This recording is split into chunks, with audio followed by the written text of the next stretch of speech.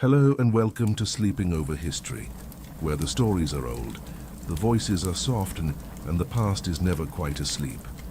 Tonight, we're going to drift gently into another time, a place where the days were quiet, the winters long, and hands were never idle.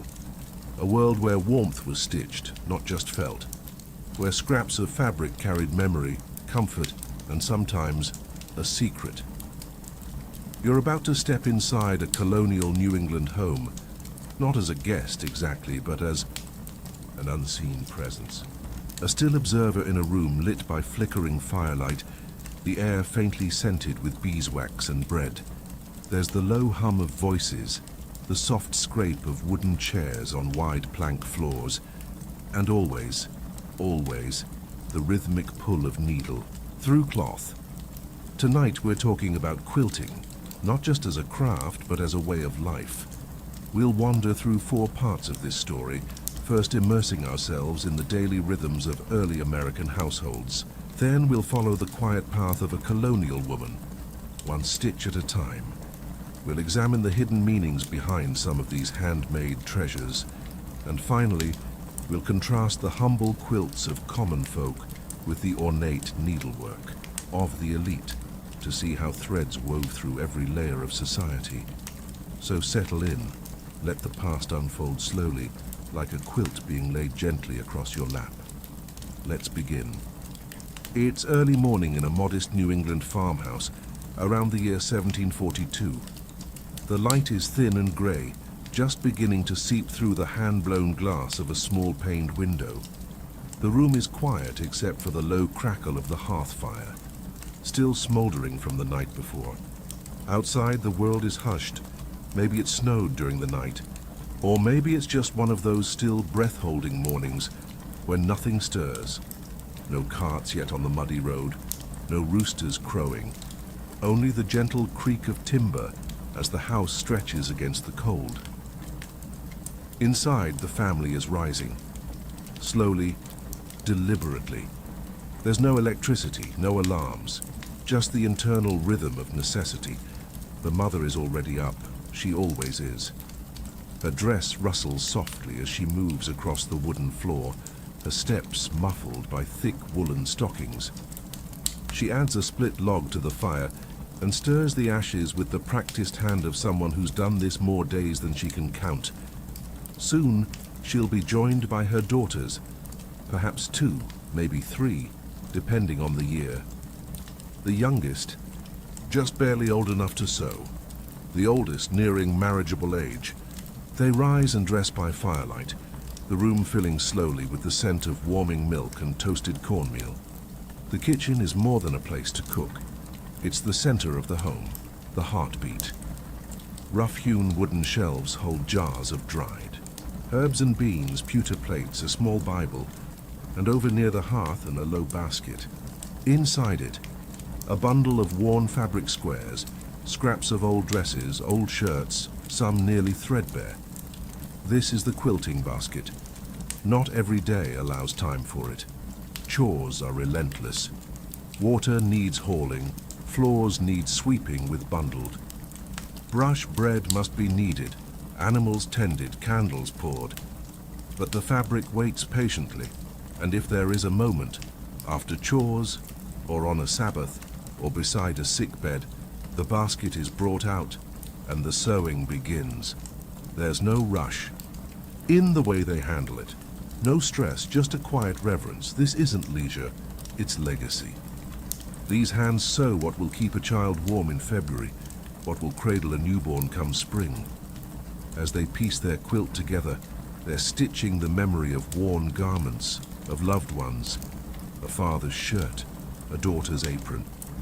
Bits of old lives repurposed into something enduring. The colors are muted. Natural dyes, indigo blues, soft browns, the occasional reddish hue from madder root. Nothing flashy, nothing wasteful. And yet, in the soft geometry of those patterns, there is beauty, thought, a sort of secret pride. Outside, the day slowly brightens. Smoke curls from the chimney.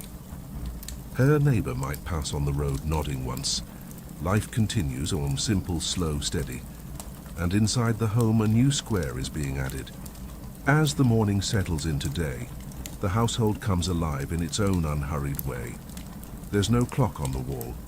Time is measured differently here, by the angle of the light, the sounds of the world beyond the door, the tasks that must be done before sundown. Children are up and moving. The eldest daughter helps tend the cooking pot, her hands stained faintly from berry dye. The youngest lingers near the quilting basket, curious. She's not yet allowed to sew full pieces, but she watches, closely. She's learning by absorption. The way her mother knots thread, the care with which she aligns two corners, the hum she sometimes sings under her breath. Outside, chickens scratch at the frozen ground. The air smells faintly of wood smoke, of iron, of the earth itself. And always, that faint undercurrent of fabric, linen, wool. The clean, faintly sweet scent of lye soap still clinging to them from the last washing. There's a rhythm here, a quiet order. Once the fire is stoked, the milk poured, the bread set to rise near the heat, the family turns to their tasks. The boys may go out to chop wood or check the traps. The mother prepares wool for carding or spins flax into thread. The daughters assist, and when there is a pause, just the smallest one, the fabric returns to their hands. They sit together near the window, in the sunniest spot of the house. Not for comfort, but for light.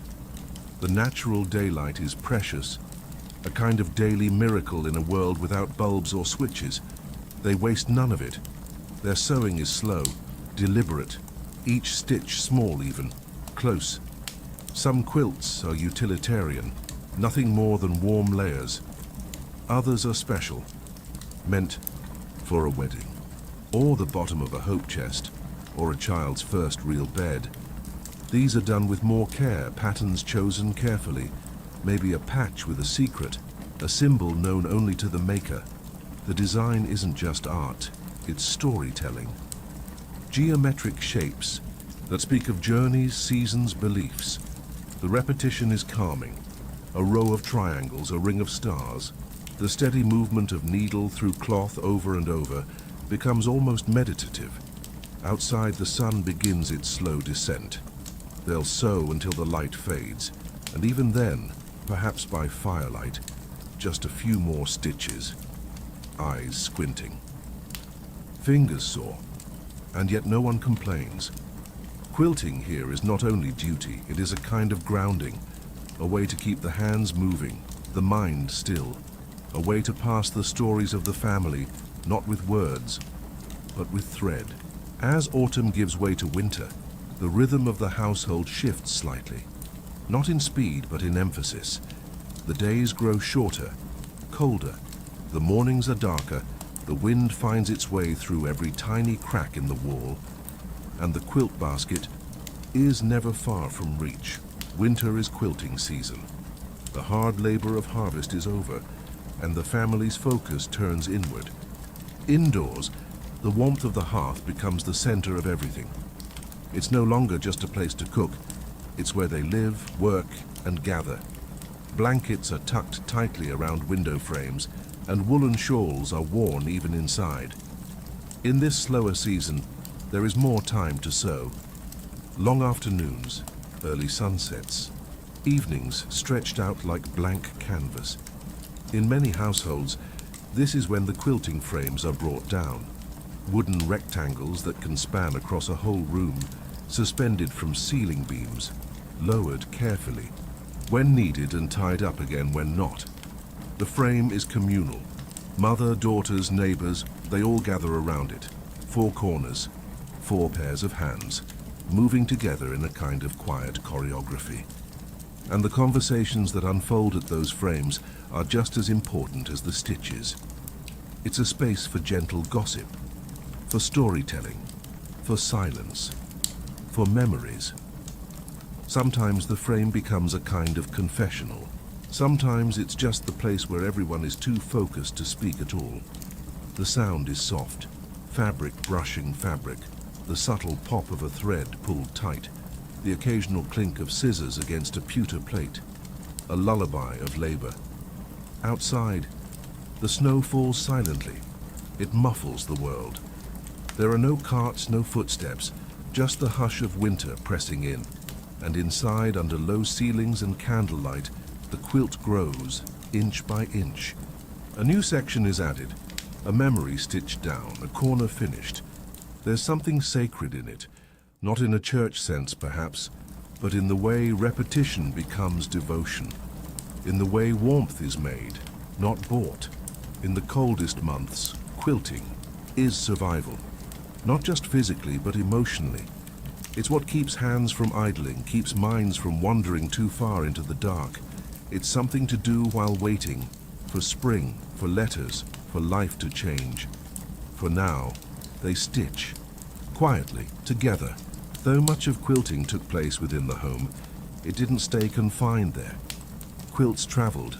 They were part of dowries and trousseaux, carefully folded and tied with ribbon or twine. A young woman might arrive at her new home with only a cedar chest of belongings, but inside always a quilt stitched with care by mother, aunts, sisters, friends. A piece of home wherever she went. Quilts marked time. They celebrated births, mourned deaths. They were given after long illnesses or at the start of long journeys. Some were stitched from necessity, others out of ritual. And sometimes, though rarely in the most isolated places, quilting was a social act. When several women gathered, it was often with thimbles on their fingers. They brought their own scraps or contributed to a shared pattern.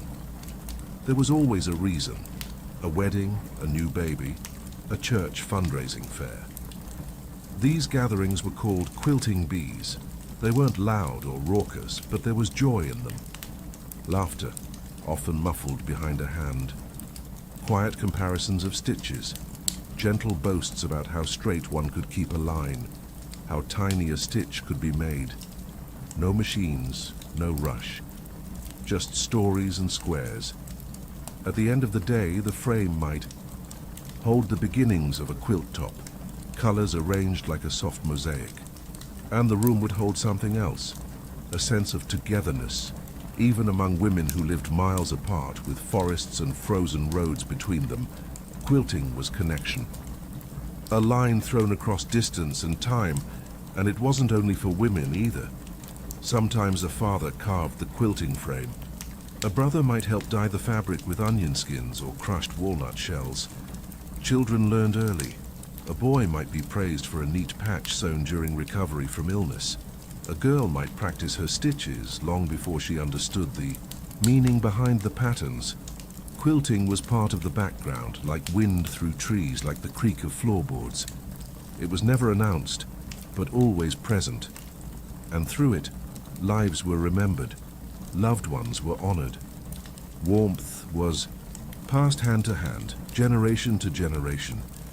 Imagine a shelf in the back of a home where folded quilts wait like stories. Some old, some nearly worn through, but still kept, still cherished, because they're more than fabric. They're a memory made visible, a thread that holds things together. As the day winds down in this colonial home, the fire burns lower. Shadows stretch across the floor. One last stitch is made. The basket is closed and the house, quiet again, folds itself into the calm of evening.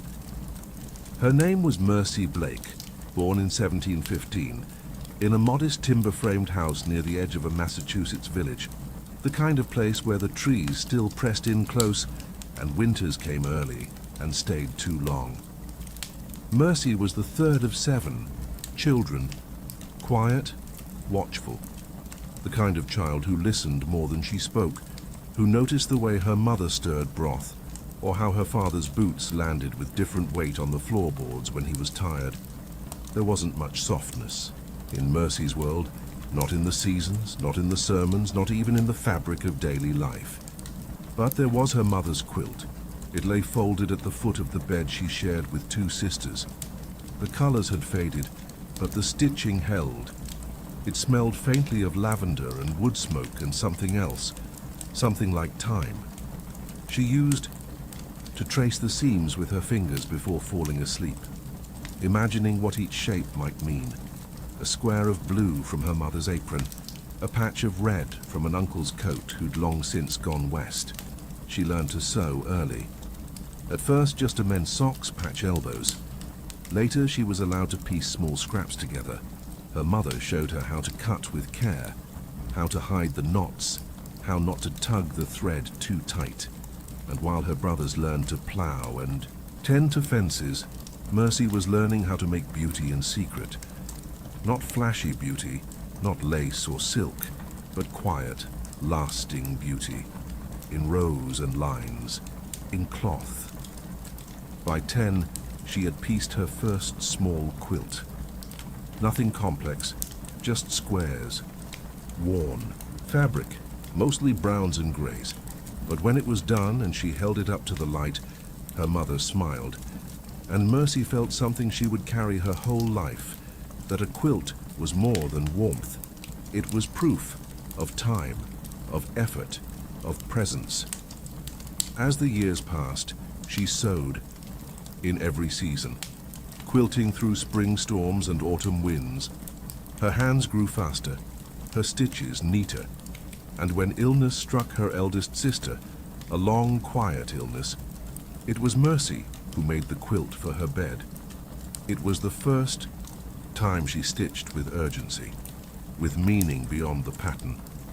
And she noticed something. Each stitch, while small, felt like a kind of prayer. Not the kind spoken aloud, but the kind that comes from the body, from motion, from making something that will remain.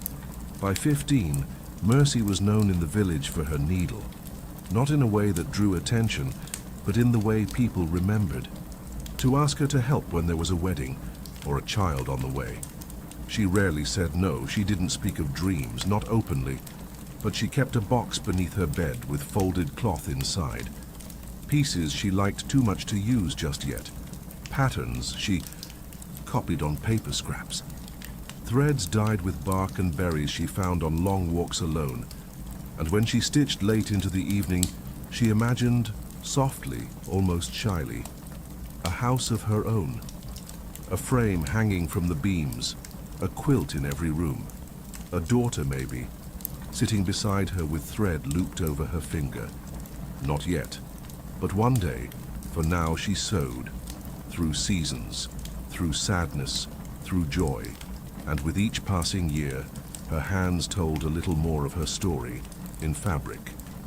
By the time Mercy was 21, her fingers were permanently calloused, not from hardship in the field like her brothers, but from the hours spent with needle and thread. She had made quilts for 3 cousins, 2 births, and a neighbor's wedding. She had also begun quietly to make one for herself. It was her finest work yet. She called it her hope quilt, though she never said that aloud. Only her hands knew. It lay folded under her mattress, a few blocks at a time added between, chores and candle snuffing. She worked on it during quiet evenings, when her body was too tired for anything else and the fire was just a glow. It was mostly indigo and cream, with a few soft yellows from onion skin dye.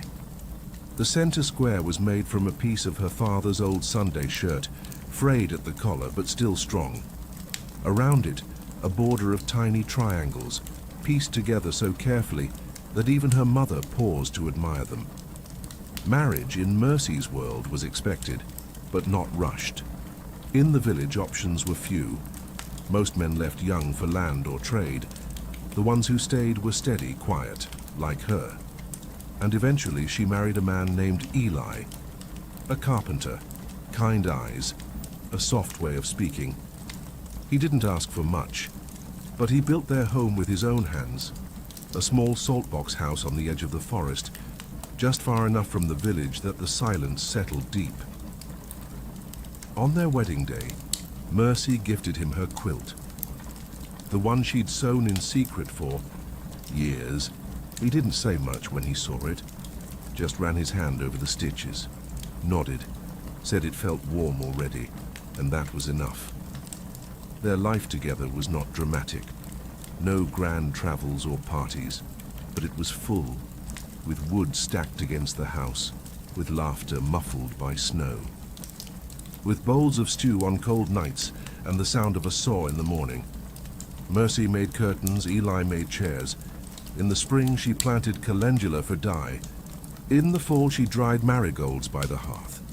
When their first child was born, a girl named Ruth, Mercy made a new quilt. This time softer, lighter, and smaller, of course. Each square a little crooked from speed and nerves. But her stitches still held. Ruth slept wrapped in her mother's patience. Years went by like pages turning gently. Eli added a second room. Mercy added new colors to her palette. Rose, dusty green, deep walnut brown. She began teaching other girls in the village how to quilt. Quiet lessons, not just about how to sew a corner, but how to sit still with cloth, how to find peace in repetition. When her second child came, a boy named Silas, she made a quilt, shaped like the hills beyond their home. Soft arches in faded blue. She embroidered tiny initials in one corner, not for show, just so that, long after she was gone, he might know. She had been there, with thread, with love. And when Eli fell, till in the early winter of 1760, she sat by his bed with a quilt across his legs. It wasn't new. It was the one they'd slept under for over 20 years. But in those final days, she restitched the fraying edge. Quietly, carefully. After he passed, she folded it. Not away, just smaller. And she kept it near. Some might have said Mercy lived a small life. One house, one man, a garden, 2 children, a frame that hung in the same corner of the house for 40 years. But her quilts told another story. They showed a life that was full of color, of memory, of care so meticulous it could only be called love. And in that careful stitching, across decades, through change and loss and seasons, Mercy Blake left a legacy as lasting as any monument, only softer. The year was 1770, and Mercy was 55. Her daughter Ruth was grown, married and living in a village 3 days' ride away.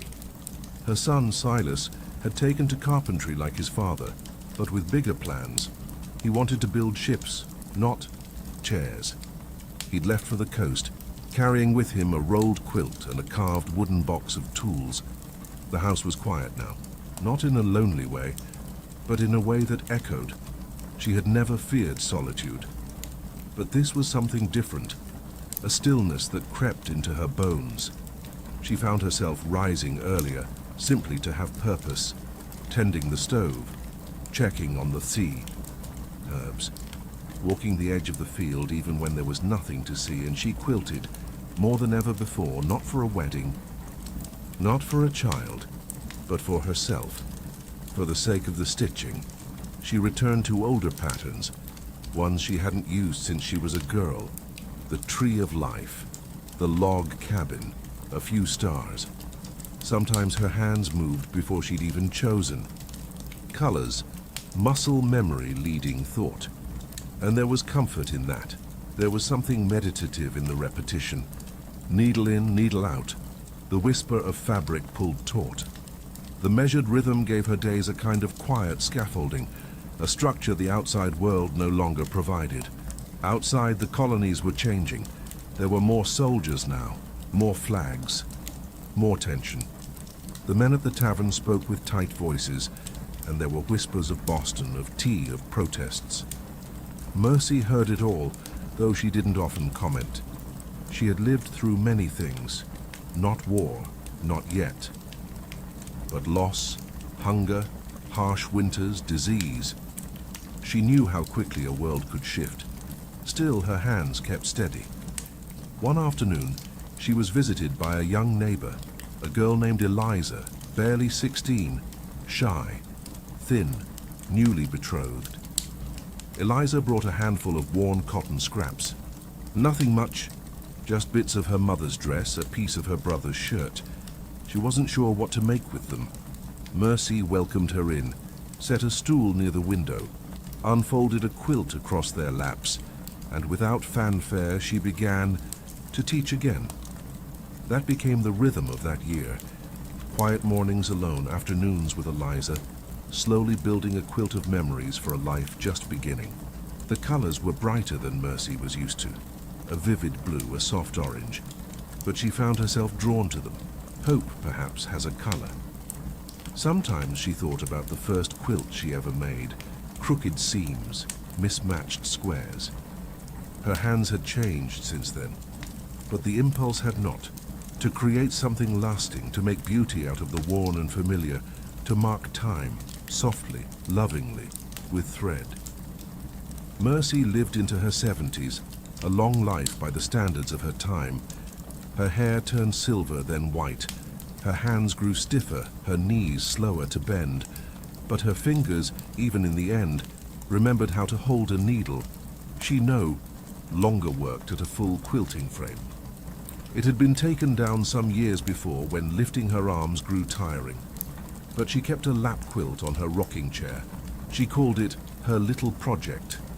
It lived in a wicker basket beside her, waiting, not for anyone in particular, just for the sake of being made. Sometimes she'd stitch for 10 minutes, sometimes for hours. On good days, she hummed while she sewed. On harder days, she simply sat with the fabric in her lap, running her hands over it like it was an old friend. Her children visited when they could. Ruth would bring spools of thread in colors Mercy had never used. A soft violet, a dusky green. Silas, older now and grayer than she remembered, would bring news from the coast. He had 2 children of his own. One of them, a daughter, was learning to quilt. That pleased her more than she said aloud. When she passed, one cold spring morning, with a light rain on the roof and a candle burning low, there was no grand procession. Just a quiet burial on a hill near her husband, but inside her home in every room was a quilt. Some were folded neatly, others draped over chairs. One hung near the hearth, another lay, worn thin, on the bed where she had spent her last night. And in the corner by her chair, the little project still sat, unfinished. Just 3 more squares needed. The thread tucked into the side, as if she meant to return to it later. They left it as it was. Sometimes the most meaningful work isn't what's completed. It's what's begun, tended, and left behind with intention. Mercy Blake didn't write a book. She wasn't famous. She didn't sign her quilts or mark them with grand flourishes. But in that home, in those stitches, her life remained. Tangible, touchable, a life of patience, of presence, of warmth passed down. One quilt at a time. From a distance, a colonial quilt might seem simple. Muted colors, repeating shapes, a sense of order, comfort.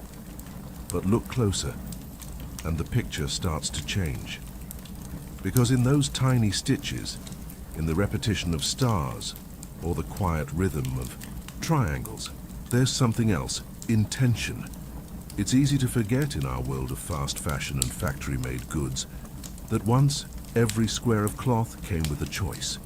And for many women, particularly those with little voice in the world beyond their doorstep, quilting became a language, not a loud one, not a protest, but a whisper, a code. Some patterns told stories. Take the log cabin design.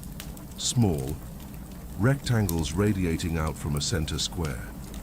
Usually that middle piece was red, not just for beauty, but because red symbolized the hearth, the heart of the home, the place where life pulsed warmest. That one detail, a single red square, told anyone who looked that this quilt was about family, about shelter, about home. Other patterns were spiritual. Quilting was often linked to religious practice, not because the act itself was sacred, but because the repetition felt like prayer. There were Jacob's ladder patterns, made of dark and light steps, symbols of the spiritual journey, of climbing toward grace. crosses, subtle and woven into larger shapes. Or pineapple, a symbol of hospitality, drawn from the Caribbean fruits sailors sometimes brought home as exotic gifts. Some patterns were regional, passed down like recipes. A grandmother's version of a star might look nothing like her neighbor's, but both held meaning, case a map of memory disguised as geometry. And then there were the quilts with deeper purpose, ones not just meant to warm, but to warn, to guide, to signal. Some stories, often repeated in oral tradition, suggest that quilts were used along the Underground Railroad. That patterns like flying. Geese or Drunkard's Path weren't just design choices, but instructions. Go north, stay off the main road, find shelter here. Historians still debate how widespread that practice really was, whether the symbolism was encoded intentionally or discovered in hindsight. But either way, the idea speaks to a truth. Quilts were more than they appeared. They carried messages. Sometimes those messages were obvious, names embroidered, dates sewn into the edge. Other times they were quiet reminders, a bit of fabric from a wedding dress, a triangle made from a child's swaddling cloth, a whole life remembered in scraps. The women who made them often couldn't read or write, but they spoke in thread. It wasn't large, roughly the size of a cradle, faded around the edges, a little frayed. Found years ago in a wooden chest beneath the stairs of a farmhouse in western Connecticut, folded with care, wrapped in linen, tied with a bit of blue thread, knotted 3 times. No name was stitched onto it, no date. But tucked into the folds was a note, handwritten on brittle paper, the ink barely legible. It read, "For Ruth from Mother. The pieces will tell you." The woman believed to have made it was named Susanna Bell. She was born in 1738 on a small farm bordered by oaks and long stone walls. One of 5 sisters, raised with few books but many skills. Sewing, soap making, basket weaving, root cellaring, and, of course, quilting. The quilt in the chest was hers, a patchwork of odd fabrics, some coarser than others, a few clearly from garments, one piece likely from a church dress, another from a work apron. But there was a pattern, subtle but unmistakable. 12 squares stitched into a grid of 3 by 4. At first glance, it looks like a sampler. Each block different, no repeating motif. But under closer study, you begin to see something deeper. The top row starts with a triangle, a simple, blunt shape in a dark blue calico. Next to it, a star made of uneven points. Then a log cabin, block but inverted, the red hearth square missing entirely. The fabric in its place is black. The second row is even more curious. A crooked path winds through one square, stitched in what looks like hand-dyed thread.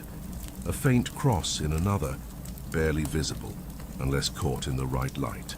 The final square of that row holds a circle, not perfectly round, stitched in what might once have been yellow, now faded nearly white. The bottom row is more narrative. A house, with smoke curling faintly from its chimney. A heart, surrounded by barbed lines. And finally, most hauntingly, a single small handprint, not printed but outlined with stitches, delicate, almost reverent. What does it mean? Some believe it was a story quilt, not made to be slept under, but to remember, or to pass on knowledge, or to grieve. The triangle might represent movement, a departure. The black square, a death. The heart with thorns, perhaps heartbreak or betrayal. The small hand, a child lost, if or maybe protected. We don't know for certain, and perhaps that's the point. These quilts were often never explained aloud. They were stitched for someone who already knew the story, or for someone who might one day want to ask. Sometimes the fabric speaks when voices cannot, and Susanna's quilt, folded, hidden, then rediscovered, offers a glimpse into the inner world of one woman's life. Not in sweeping declarations, but in texture, in thread, in absence as much as presence. It was not meant to be famous, it was meant to be remembered. In colonial New England, belief lived quietly alongside daily life.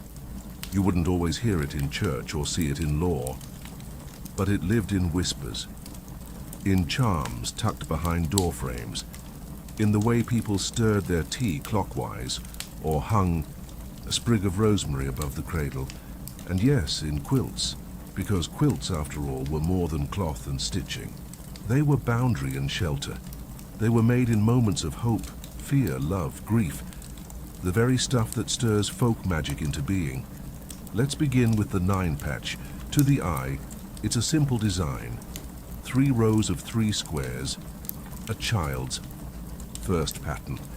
But in many traditions, odd numbers were considered protective, especially the number 9, which was thought to ward off misfortune. A 9-patch laid atop a newborn was believed to keep nightmares away, especially if the center square was red. The color of life, warmth, and resistance to illness. Some women stitched secret charms into the lining of quilts. A hair from a loved one, a dried herb, a single strand of red thread hidden between the batting and the top layer. These additions weren't spoken of aloud. They were personal, protective, a quiet insurance against loss or harm. In certain households, it was believed that never finishing a quilt, always leaving one stitch slightly loose, allowed the soul of the maker to remain free. A completely closed quilt, they said, might trap part of the quilter's spirit. Whether this belief was widespread or just a local whisper is unclear. But many antique quilts, upon close inspection, do contain a final stitch slightly slack, or even intentionally skipped. Then there's the broken dishes pattern, sharp triangles forming spirals or pinwheels. Some saw it as a warning pattern, a reminder of something shattered or caution in the home. Yet others believed it held spinning energy, movement, travel, escape, a traveling husband, a child leaving for a new settlement. Quilts were sometimes given as both farewell and shield. Folklore also surrounded colors. Blue was believed to calm, green was thought to protect health, yellow to bring joy, though too much yellow was sometimes seen as inviting illness. Red, as always, was powerful. Protective, even aggressive in some beliefs. A red thread was often sewn into the edge of a baby's quilt, just in case. Some believed that quilts could catch dreams, much like the woven nets of indigenous dream catchers passed into colonial knowledge through proximity and adaptation. The repeated patterns were thought to catch bad thoughts in their loops, and in this way, quilts became not just blankets, but veils between the sleeper and the unseen world. Over time, these beliefs faded, or shifted, or became metaphor. But for many colonial women, living far from help with limited means, and lives often balanced between survival and stillness, quilting was not only comfort. It was a way to influence fate, a ritual of protection made quietly, one stitch at a time, a soft kind of spell.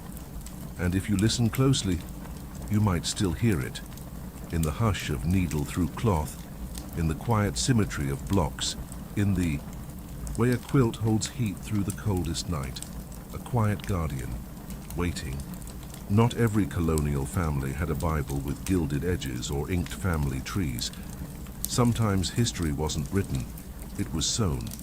You could find it in the trunk at the foot of a bed, or folded in a cedar chest beneath worn linens. Sometimes it hung on a wall. Sometimes it lived quietly in the shadows of a cradle. These were family record quilts, not always called that, but that's what they were, a kind of cloth genealogy.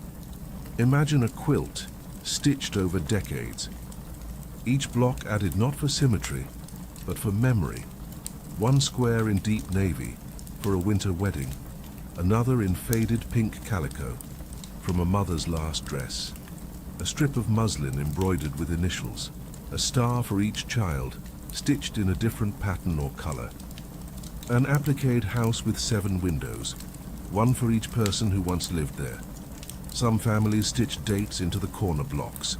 Births, deaths, marriages. Not always legible, not always even. But there they were, anchored in thread. A timeline folded under layers of batting and batting again. Sometimes, a woman would start a quilt when her first child was born and continue adding to it with each new arrival. The fabric scraps were not random. They were selected from clothes worn, aprons used, cloth diapers washed and reworn, nightgowns worn thin by illness or age. Others made what they called signature quilts. These were more common later in the 18th century and into the early 19th, made for weddings, farewells, or church groups. Each block bore a stitched name, a way of saying, you were here, you mattered.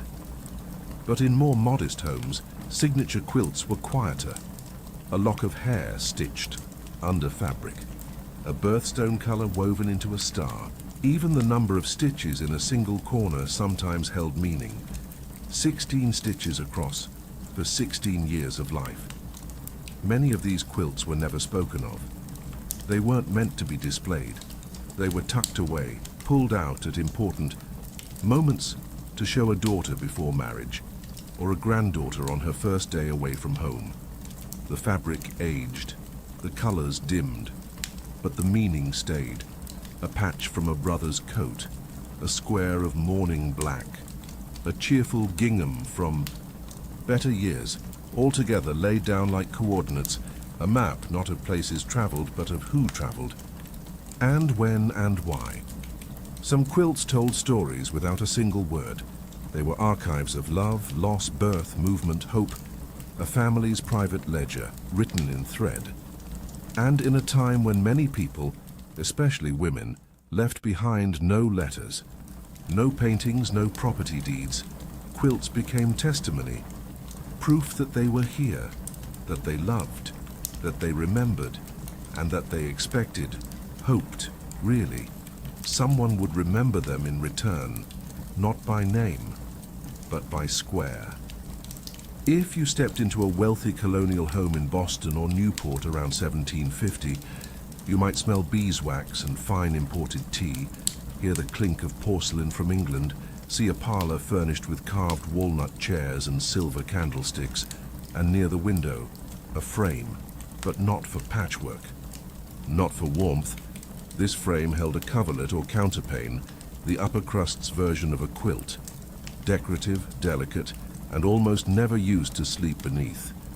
These were for display, and their creation was considered part of a refined woman's education. Girls from elite families were trained in needle arts.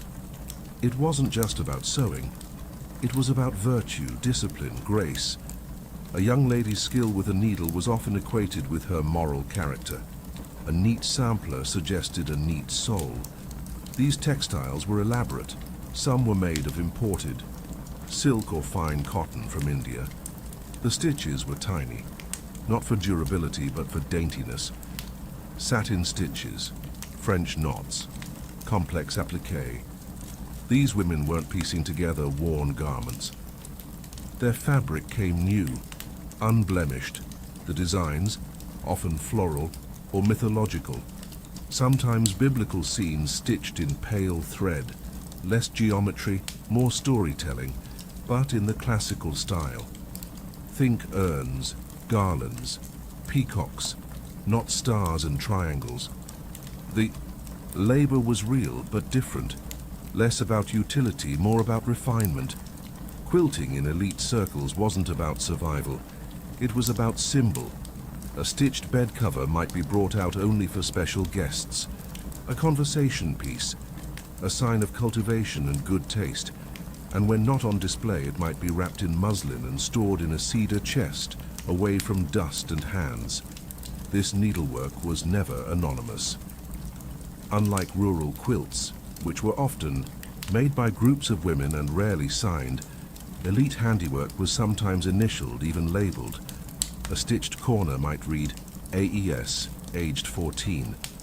Proof of accomplishment. A calling card of class, yet. Despite all the differences, some things were the same. The quiet, the repetition, the sense of satisfaction when a line of stitches came out just right, and sometimes, though rarely spoken aloud, even elite women felt the same need to make something that would last, even if it was just for display, even if it was never touched by firelight or worn hands. The act of sewing, no matter the setting, still brought a kind of calm, a pause, a way to feel tethered in a world that, even for the wealthy, could be uncertain. In rural communities where distance was measured in miles of mud and snow, and news traveled slower than the weather, quilting bees were something special. They weren't daily, not even weekly. But when they happened, word spread quickly, quietly, like most good things. A whisper from one house to the next. There's a bee at the Thomas place on Thursday. And just like that, women began to gather fabric, prepare bread, and plan what they'd bring. A quilting bee wasn't just about finishing a quilt. It was about being seen. Life in the colonies was often isolating. Women spent much of their time, indoors or in the fields, surrounded by children, work, and silence. But a quilting bee was different, a sanctioned moment to come together. Sometimes it was held for a bride-to-be, stitching the quilt that would lay on her new marriage bed. Other times it marked a birth, or was simply a chance to help finish a large piece that had been languishing too long in someone's parlor. The setup was simple. A large quilting frame would be set up in the best lit room of the house, usually by the hearth or under a row of windows. The host prepared something warm to drink, cider perhaps, and a table of modest sweets. There was no performance, no vanity, just the steady movement of hands across cloth. 8, 10, maybe 12 women would gather. Each would take a place around the frame. No rush, no competition, just shared purpose. The conversation would start slow, sometimes in whispers, a comment about the weather, a new recipe. Then, gradually, the real talk would begin. Not always heavy, often humorous. Someone might share a story from church, or news from a neighboring village. Someone might slip in a joke, barely louder than the hum of the fire. Laughter would ripple like wind through tall grass, quick, soft, then gone. Sometimes secrets were shared, quietly, between stitches. The safety of the circle allowed for. That the quilt in the center was the excuse, but the connection was the real thread. Quilting bees gave women something rare, time with one another. Without men, without judgment, without rush, they brought news, comfort, advice, and if needed, silence. Some women came not to sew, but just to be near the frame, to listen, to rest, to feel, even briefly, that they weren't carrying everything alone. And when the quilt was finally finished, hours later or sometimes over several meetings, it held more than fabric. It held laughter, stories, maybe even tears. That warmth would follow it into its new home, stitched invisibly between layers. No label marked who made what. No one signed the border. But those who had been there would remember. They would recognize their corner, their stitch, their story. In a world that often overlooked women's labor, the quilting bee was a place where that labor was seen, valued, and shared. And long after, the women had gone home after the fire had burned down and the thread was snipped, the quilt remained, a quiet testament to the hands and hearts that made it. By the late 1700s, the rhythm of colonial life had begun to change. Not all at once, and not everywhere, but gently, like a new current beneath a familiar river. The first sign was fabric. Trade routes were expanding, and cloth, once precious, often reused until it frayed beyond repair, was becoming more varied, more available. Indian chintz, with its brilliant colors and floral patterns, began appearing in port cities like Salem and Boston. British calicos, once tightly controlled by law, made their way into rural homes. French cottons, Dutch dyes, even early American Prints. For the first time, women had choices, real choices, in what fabrics to use. It wasn't just scraps from old clothing anymore. It was yardage, color-fast, consistent, beautiful. And with this abundance, quilting patterns became more experimental, more expressive, but something else arrived with those bolts of cloth. Speed.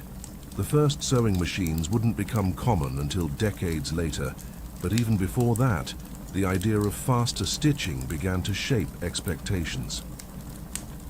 Professional tailors in cities started using new tools. Printed patterns became available in books and broadsides.